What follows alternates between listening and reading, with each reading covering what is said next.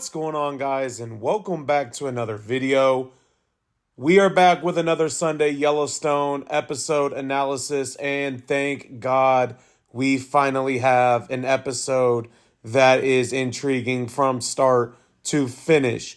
Now, before we get into the video, make sure to hit the subscribe button. As always, I will kind of go into some detail, but I am not going to spoil some of the bigger scenes. So make sure to hit the subscribe button. And without any other words of wisdom, let's get into it. We finally have an episode where from start to finish, it is intriguing. You have really the continuation of the war. But the one thing that I will say that this episode does that the other two did not is put more of a focus there in Montana.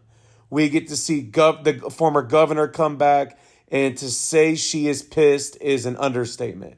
And then we get so many different aspects of it, from Beth to the tribal leader to Sarah and Jamie. And you're really in this predicament of what really is going to happen going forward.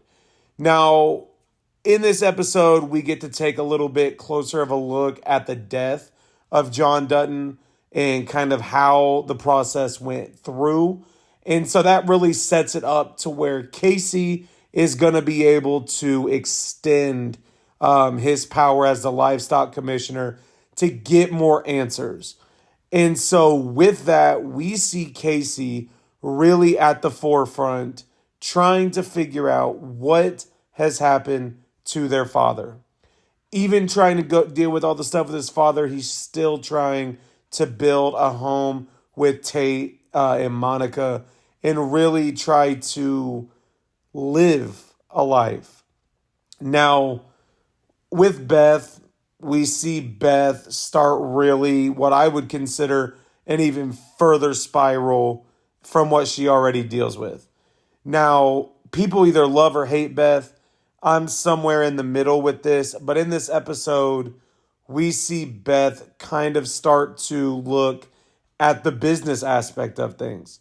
In many cases, she wants to protect, but Beth ultimately sees where things are going to go. And so it's ultimately going to come up to her, or be up to her, to figure out from a business aspect how to handle it. Then we ultimately get to see the new governor take over and really what is set out to be and what Jamie's role in the death of John Dutton could be. That's not a spoiler, but it ultimately puts Jamie in a predicament where the power that he thinks he has, he may not have the power for long or even at all. And so, really, without going into any further spoilers, this is definitely an episode that you need to check out. Because even though the first two episodes were very slow paced, we now are in a position where we are seeing the transition out of the John Dutton era into Casey and Beth versus Jamie, Sarah, and the predicament that the ranch is in. And so, like I said, with this episode, I am so glad our focus was in Montana and not necessarily down in Texas. And so ultimately, Texas will come back around because I don't think we're done with Rip's responsibility in this and helping Beth and Casey. But it ultimately has put us in a predicament where now missing an episode could be consequential. Now, looking at it, we only, I believe, have 3 episodes left in this season and ultimately possibly in the show. And the question is going to be, where are we going now? Where does the war go? And so the way that this episode ended, I kind of let out a clap and a little bit of a thank God. And so for me personally, I like the track that we're on now. I didn't really like the track we were on before. But episode 3 of part 2 of season 5 is out now.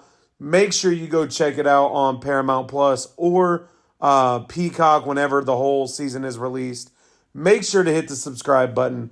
Make sure to go check out the movie reviews I have posted. That's the main part of this channel, but Yellowstone being my favorite show, I want to include this.